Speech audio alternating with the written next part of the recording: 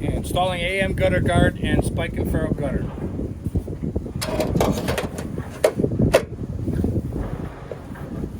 So the problem is this gap right here. This spike is too high and it is pushing the leaf guard up, leaving that gap.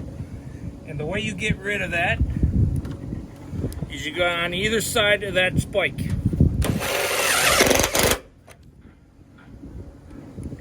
About 1 inch from the spike to the screw, about 1 inch, and then you do it on either side. Right there, it just pulls it down nice and tight.